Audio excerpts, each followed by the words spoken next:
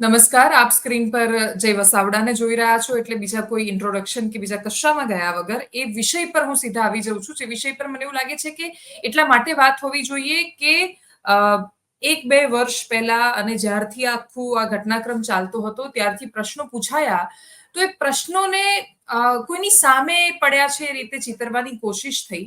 2 વર્ષ પછી કમનસીબ રીતે જ્યારે એ હકીકત થતી દેખાય ત્યારે પ્રશ્ન થાય કે રાજકોટનું એરપોર્ટ જે શહેરથી ખાસ્સું દૂર બનાવવામાં આવ્યું, દેશનું પહેલું ગ્રીનફિલ્ડ ઇન્ટરનેશનલ એરપોર્ટ એવી રીતે વારંવાર એનું બ્રાન્ડિંગ પણ થયું અને રાજકોટવાસીઓ ખુશ પણ થયા કે ભાઈ એમને ઇન્ટરનેશનલ એરપોર્ટ મળી રહ્યું છે. પણ એના પછી એરપોર્ટ ઓથોરિટી ઓફ ઇન્ડિયા કહે છે કે ત્યાં કસ્ટમ બનાવવા માટે, ત્યાં એરલાઇન્સની ઓફિસ બનાવવા માટે કોઈ એવી વ્યવસ્થા નથી અને વ્યવસ્થા થતા ખાસો સમય પણ લાગી શકે એમ છે. છેલ્લા 1 વર્ષથી ત્યાં ડોમેસ્ટિક સિવાય બીજી કોઈ ફ્લાઇટ એમણે ઉડાન ભરી પણ નથી અને એટલે જ વાત એ છે કે ડોમેસ્ટિક એરપોર્ટ તો રાજકોટ પાસે પહેલેથી જ હતું. તો ઇન્ટરનેશનલના નામે જ્યારે તમે 2500-2600 કરોડ રૂપિયા ખર્ચો છો અને એના પછી પણ આપણી પાસે જવાબ નથી હોતો કે ઇન્ટરનેશનલ કેમ ન બન્યું, ત્યારે સૌથી પહેલા હું રિકોલ કરી રહી છું ત્યાં સુધી જયભાઈ જ્યારે એરપોર્ટ ગયા અને એમણે એક વિડીયો બનાવ્યો ત્યાંથી અને એમણે કહ્યું કે આ બધું બહુ ટેમ્પરરી સ્ટ્રક્ચર છે, ઘણા બધા પ્રશ્નો છે. એના પછી એમને ઘણી બધી જે તે સમયે સમસ્યાઓનો સામનો કરવો પડ્યો હતો, જેને આજની ભાષામાં આપણે ટ્રોલિંગ કહીએ છીએ, એ પણ ખાસું થયું હતું. પણ જયભાઈ એ બહુ દુર્ભાગ્ય છે કે એ કમનસીબ વાત હકીકત બનતી દેખાઈ રહી છે કે હવે તો એરપોર્ટ ઓથોરિટી પણ માને છે કે શક્ય નથી ત્યાં હવે. હા, એટલે આ પ્રશ્ન એરપોર્ટ ઓથોરિટીનો જ છે. મેં જયારે એક નાગરિક તરીકે, એક ગ્રાહક તરીકે, કારણ કે હું તો એરપોર્ટનો ઉપયોગ કરું છું, ફ્લાઇટમાં મુસાફરી કરું છું, અવાજ ઉઠાવ્યો ત્યારે કેટલાક પક્ષીય નેતાઓ કૂદી પડ્યા હતા આખી વાતમાં અને વિડીયો બનાવવા લાગેલા, જવાબ આપવા આવેલા, જાણે એમના કે એમના પક્ષના ફાળામાંથી આ એરપોર્ટ બનેલું હોય. ખરેખર તમારા મારા બધાના ટેક્સના પૈસામાંથી બનેલું છે. આ ગ્રાહકો જે અમે બધા ઉડાઉડ કરીએ છીએ એ લોકોને પૈસામાંથી બનેલું છે અને ખાસ્સા મોટા પૈસામાંથી બનેલું છે. અખબારી અહેવાલોને જો આપણે સાચા માનીએ, હું જાણતો નથી કે કેટલા સાચા હોય, પણ બધા અખબારમાં આવે છે, હજી લગી રદિયો આપવામાં નથી આવ્યો કે 1400 કરોડ જેટલી ખર્ચથી આ બનવામાં આવ્યું છે. 1400 કરોડમાં આવું ટેમ્પરરી સ્ટ્રક્ચર પહેલા તો દેખાયું બને. હવે ત્યારે જ પહેલા તો એમણે એ ખોટું માર્કેટિંગ કરેલું.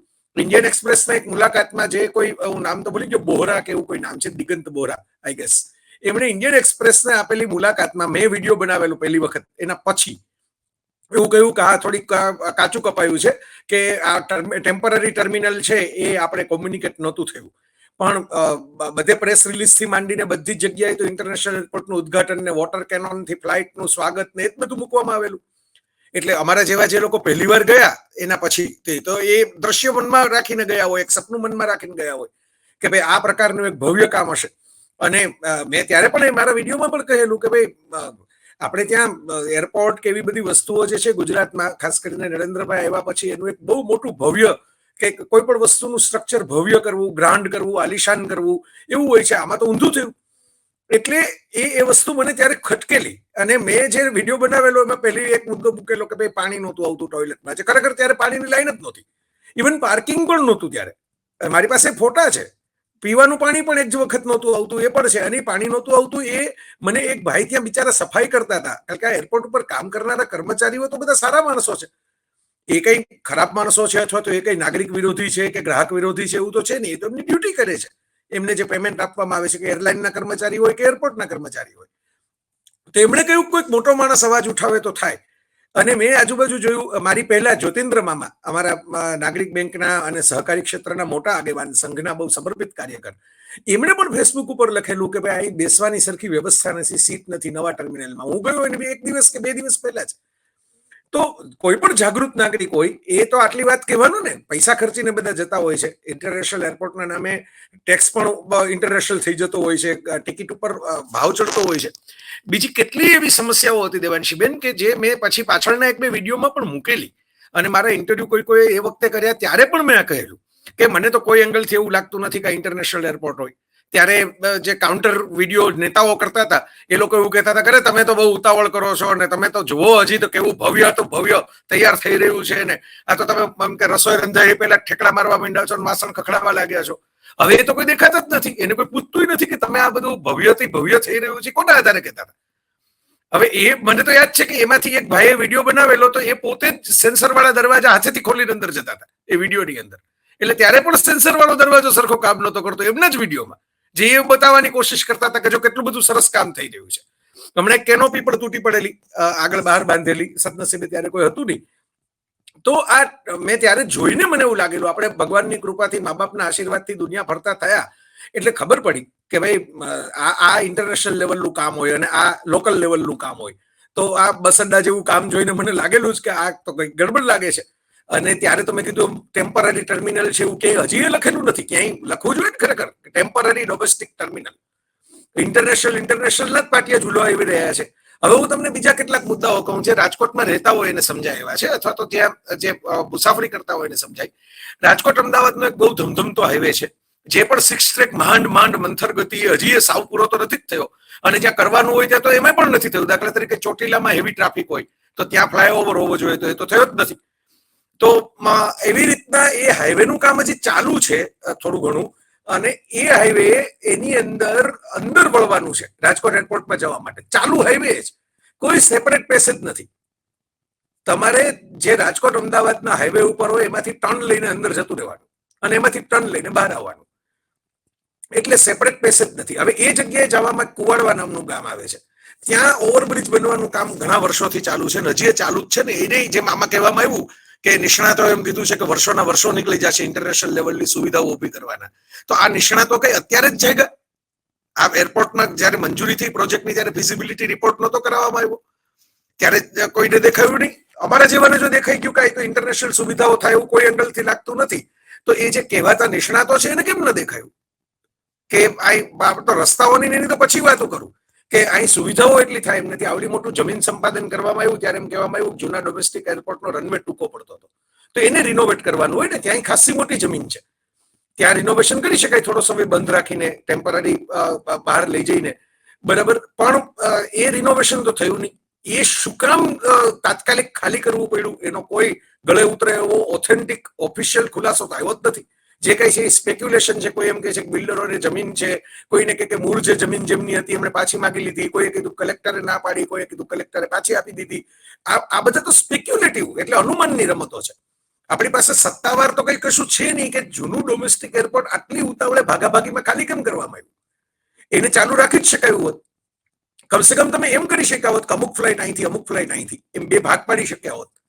કારણ કે રાજકોટનું એરપોર્ટ જે છે ને, હવે જો જામનગરમાંથી એક જ ફ્લાઇટ ઉડે છે, પોરબંદરમાંથી ફ્લાઇટ ઘણી વાર તો ઉડતી જ નથી, બરાબર. જુનાગઢમાં કે એમાં છે નહીં. ભાવનગરનું એક ટચુકડું એરપોર્ટ છે, એમાંથી પણ એક જ ફ્લાઇટ ઉડે છે મોટા ભાગે, બરાબર. આ બધા મુંબઈ સાથેની કનેક્ટિવિટી ધરાવતા સૌરાષ્ટ્રના 3-4 એરપોર્ટની મેં વાત કરી. એમ તો કેશોદમાં એરપોર્ટ છે, પણ બધાની કનેક્ટિવિટી એટલી નથી. રાજકોટ એક જ એવું છે આખા સૌરાષ્ટ્ર માટે.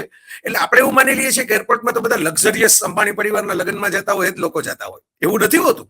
દર્દીઓ જતા હોય છે સૌથી વધારે. તો મારું નિરીક્ષણ છે, મેડિકલની તકલીફો વાળા લોકો જેને તાત્કાલિક જવાનું થાય અને જે રોડના રસ્તાથી મુસાફરી ન કરી શકે એ મુસાફરી કરતા હોય છે. વિદ્યાર્થીઓ જતા હોય છે, જેને દેશ પરદેશ સ્કોલરશિપ લઈને, લોન લઈને ભણવા જતા હોય એવા લોકો જતા હોય છે. કર્મચારી વર્ગ જતો હોય છે, જેને કોઈ કામ હોય ને તાત્કાલિક પહોંચવાનું હોય. તો હવે આ એરપોર્ટની અંદર પ્રાથમિક સુવિધાઓ માન થઈ. હું તમને એક મુદ્દો કહું કે દાખલા તરીકે તમે અમદાવાદ હો કે મુંબઈ હો, દિલ્હી હો કે બેંગ્લોર હો, ડ્રોપ કરવા માટે માણસ આવે એની એક જગ્યા હોય કે ભાઈ અહીં કારમાંથી કે ટેક્સીમાંથી તમે ડ્રોપ થયા અને પછી ડ્રાઈવર એ કારને ટર્ન લઈને જતો રહ્યો. કોર્ટની અંદર ગુજરાત હાઈકોર્ટમાં કેસ ચાલેલો છે ને, હાઈકોર્ટે એવું ઠરાવેલું છે કે અમુક મિનિટો સુધી તમે ચાર્જ ન લઈ શકો, એ મિનિટો ક્રોસ થઈ જાય તો તમે ચાર્જ લઈ શકો. રાજકોટ કહેવાતું આ કથિત ઇન્ટરનેશનલ એરપોર્ટ એવું છે કે જ્યાં 30 રૂપિયા કટકટાવી જ લેવામાં આવે છે.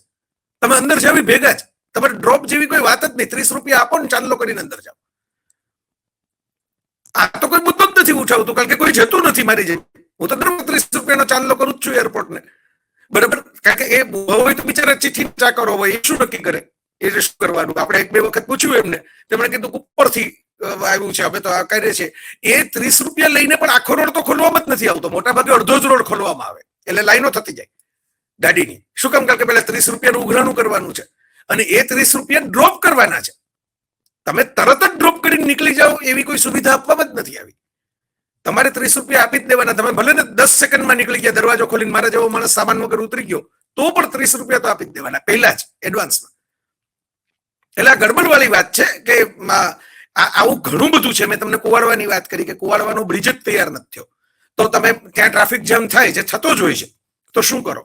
હવે બેંગ્લોરમાં, કલકત્તામાં, હૈદરાબાદમાં એરપોર્ટ ગામથી દૂર છે, મને ખબર છે. બેંગ્લોરનું અદ્ભુત એરપોર્ટના હમણાં મેં ફોટા મૂકેલા ફેસબુક ઉપર. એટલું સરસ મજાનું સરસ ઇન્ટરનેશનલ ટર્મિનલ થયો છે, તમારી આંખ ઠરે જોઈને. તમને એમ થાય કે ખરા અર્થમાં આપણે દુનિયાની સામે ટક્કર લઈ શકીએ એ લેવલનું કામ થયું છે.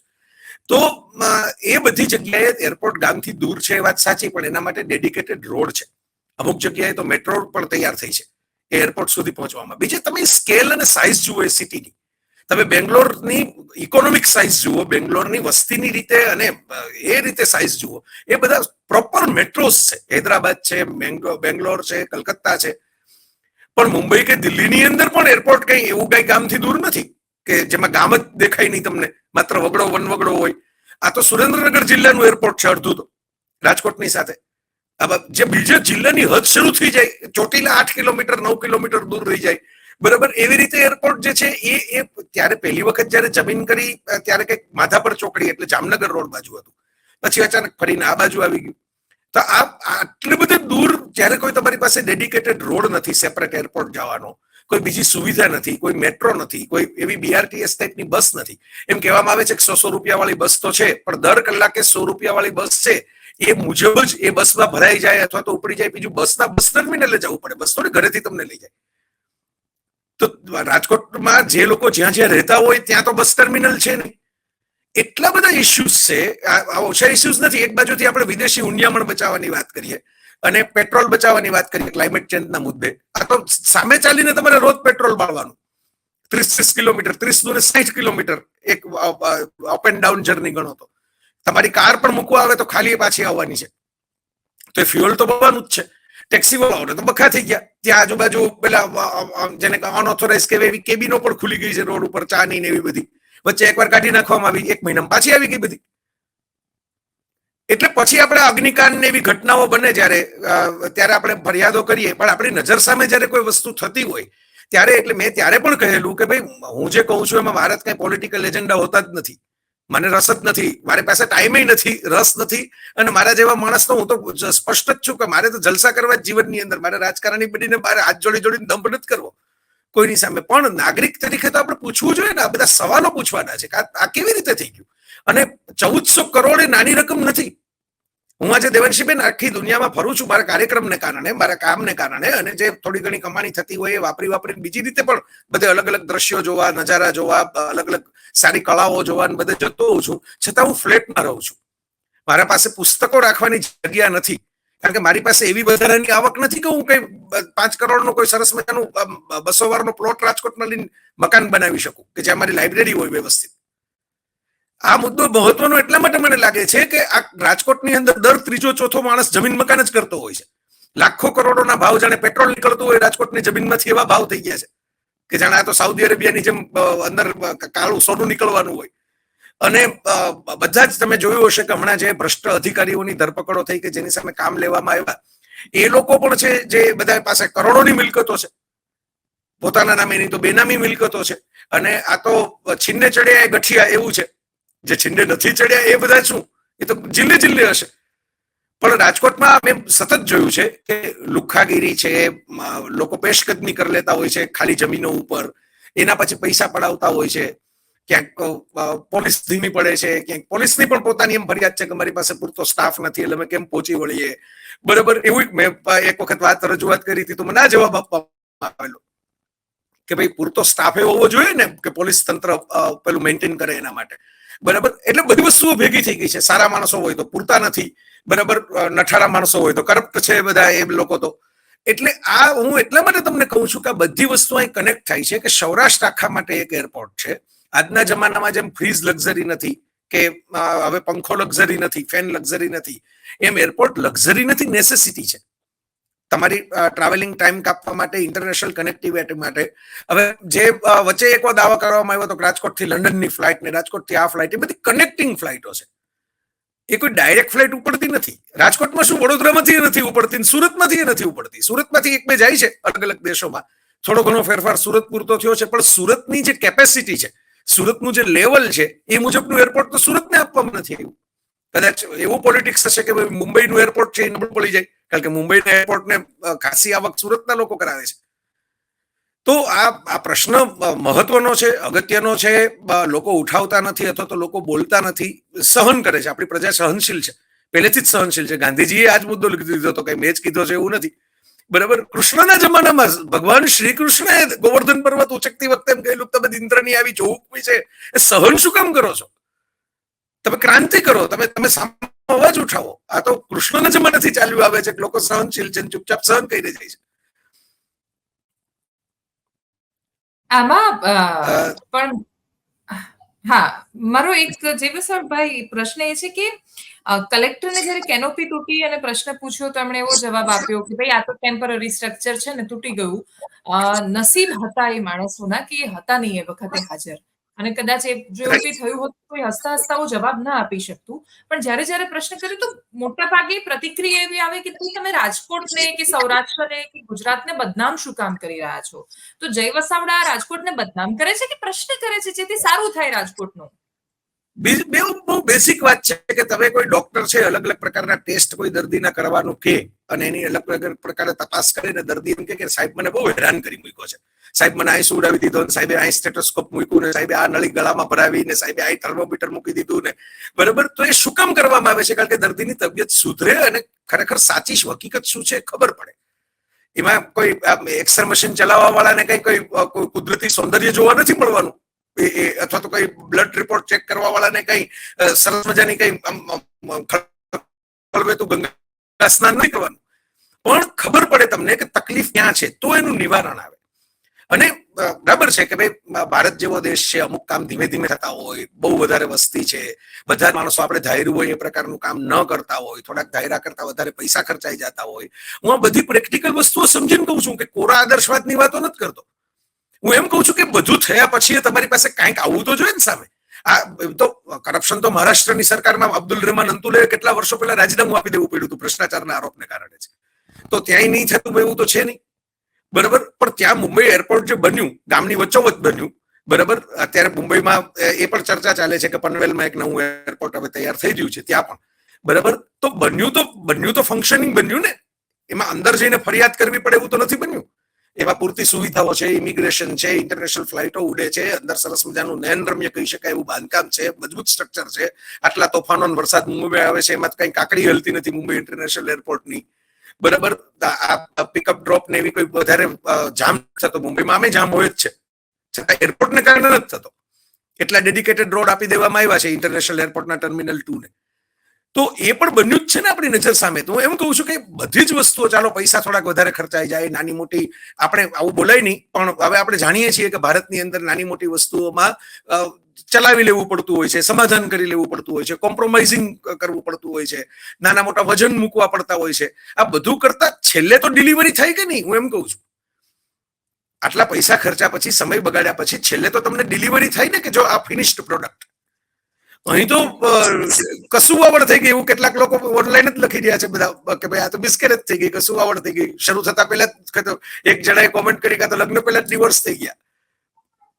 તો મારો પોઈન્ટ એમ છે કે એ વખતે જે બચાવ કરતા હતા જે લોકો, જે કૂદકા મારી મારીને જે સ્થાનિક નેતાઓ કૂદી પડ્યા હતા આખી વાતમાં, જે એમને કહેવાનું જ નહોતું. એરપોર્ટ ઓથોરિટી જવાબ આપે ને કોઈ નાગરિકની ફરિયાદ હોય તો એમ કહેવા લાગ્યા કે લેખિતમાં ફરિયાદ કેમ નથી કરતા, કેમ ઓલું કરતા. લેખિતમાં ફરિયાદ કરીને બધા બહુ પાછા વાંચીને સરસ મજાનો નિબંધ લખતા હોય એવી વાતો કરે છે આ બધા, કે તમે લેખિતમાં ફરિયાદ કરો ને. એ લોકો તો બહુ જાણે કવિતાનો અર્થ વિસ્તાર વાંચતા હોય એટલી સહજ રીતે, જેમ ગાંધીજી કે પ્રમુખ સ્વામી જવાબ આપતા એવી રીતે રોજે રોજ જવાબ આપવા માંડે લખીને.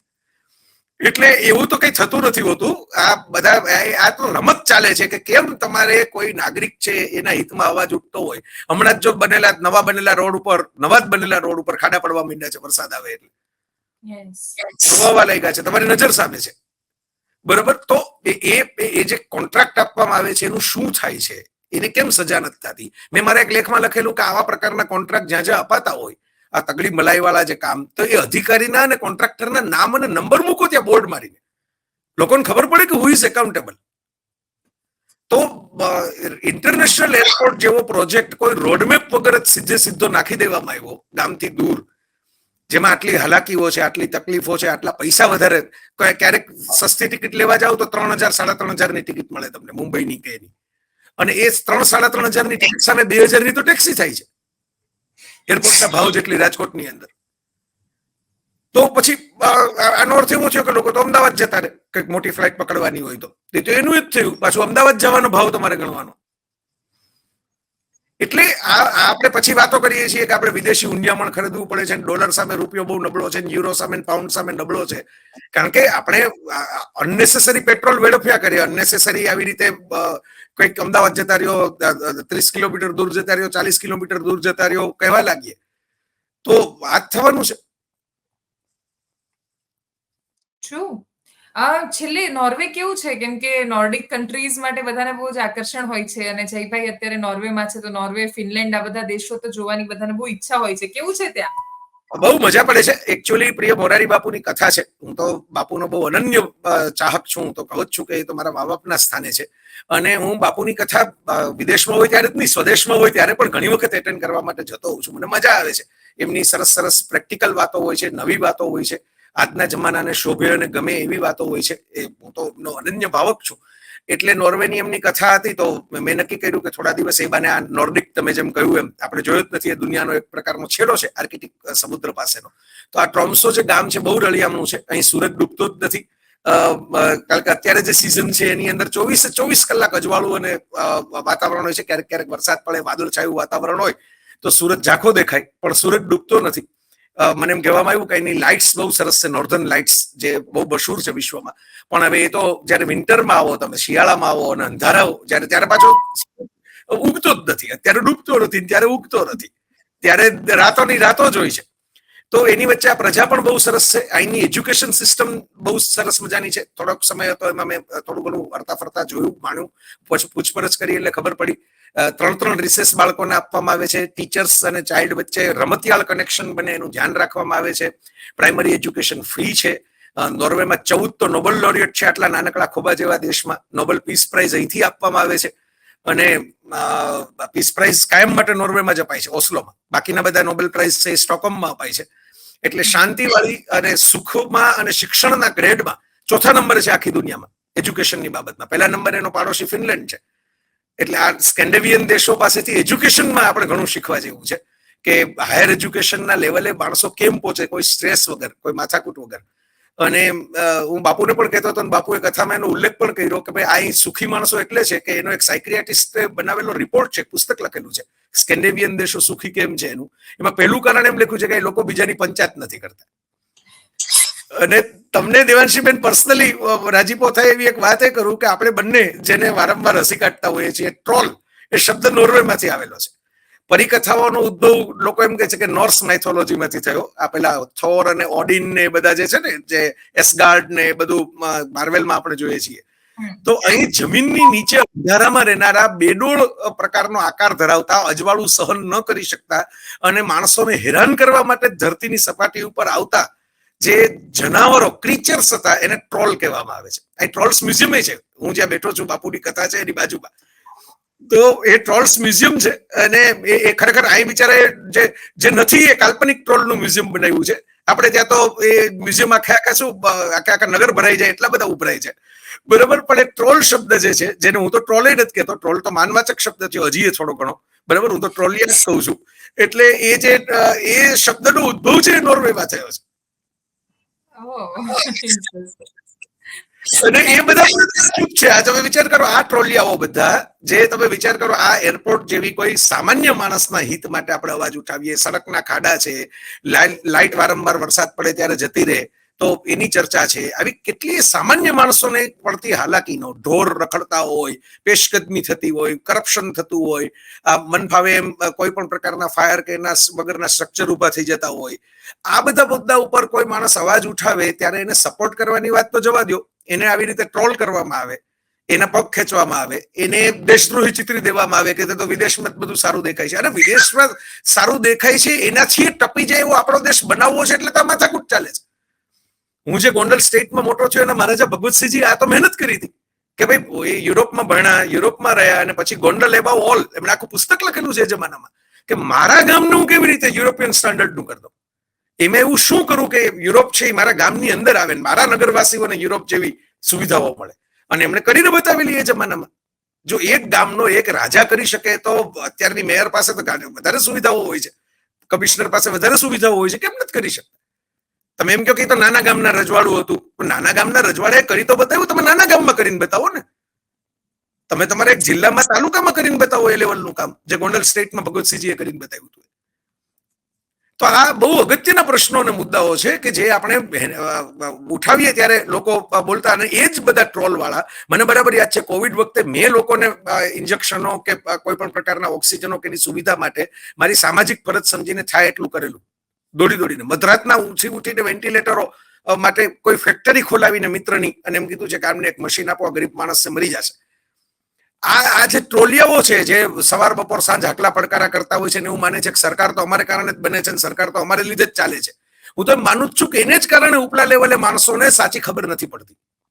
એ લોકોની જે હોવા ચાલે છે, એ લોકોનું જે ફૂલ ગુલાબી ચિત્ર બનાવવાની જે કવાયત ચાલે છે, એને કારણે પ્રજાના પ્રશ્નો ખરેખર જે કાન સુધી પહોંચવા જોઈએ, જે આંખ સુધી પહોંચવા જોઈએ, ત્યાં પહોંચતા જ નથી. એટલે આ મુદ્દો મેં તમારી સામે લીધો. નોર્વે તો યાદ આવી ગયું ટ્રોલને કારણે, પણ આ મુદ્દો પણ મહત્વનો છે. જ્યારે પ્રજાના પ્રશ્નો ઉઠાવવા વાળા કોઈ માણસો હોય, બધા દેશદ્રોહી નથી હોતા, બધાને પોલિટિકલ એજન્ડા નથી હોતા, બધા કઈ વિપક્ષ પાસેથી કામ કરવા વાળા હોય એવું નથી હોતું. નાગરિક હોય છે, અને અક્કલ વાળો નાગરિક હોય તો એની પીડા થાય. હું તો ઘણી વાર કહેતો હોઉં છું કે તમે જો ભારત દેશ માટે કશું વિચારતા હો તો એસિડિટી સિવાય તમારી છાતીમાં બળતરા થવી જોઈએ, અને ઈનો પીવાથી શાંત ન થાય. એ તમે આવી રીતે વાત મૂકો લોકો સામે, અને કઈક સંગઠિત અવાજ આવે સત્ય માટેનો, તો સત્યમેવ જયતે આપણે શું કામ રૂપિયા નોટ ઉપર લખીને રાખીએ છીએ, અને એ સત્ય માટે ફના થઈ જાય અને ગાંધીજીનો ફોટો શું કામ રાખીએ છીએ, જો આમાં માનવું જ ન હોય. એટલે આ વાત અગત્યની છે કે આ બધા એરપોર્ટ જેવા ઇસ્યુઝ એટલા માટે દબાઈ જતા હોય છે કે લોકો માટે આ કોઈ ટ્રોલિયાઓ કઈ કામ નથી કરતા, એના માટે કોઈ અવાજ નથી ઉઠાવતા, એના માટે કઈ દોડાદોડી નથી કરતા.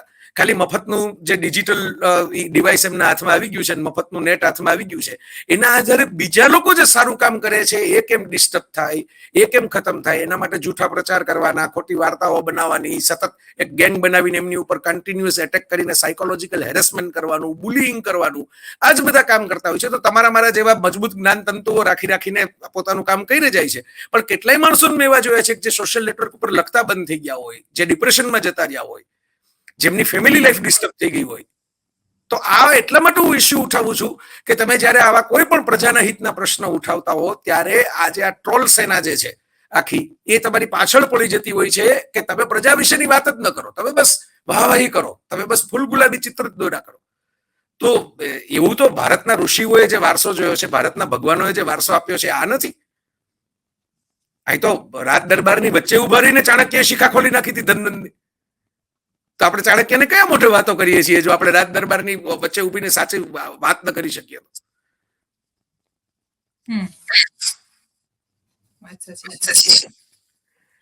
Thank you so much Jaybhai four joining us. Thank you. Thank you. દૂર હોવાને કારણે કદાચ જેટલું થઈ શકે એટલી દેરાતે તો વાત ન થઈ, પણ મને મજા આવી કે તમે આ ઇસ્યુ ઉઠાવો છો, વારંવાર ઉઠાવો છો. તમને તો હું ઘણી વાર એપ્રિશિએટ કરું જ છું એના માટે કે તમે મજબૂત રીતે અમુક ઇસ્યુઓ હાઇલાઇટ કરતા હો છો.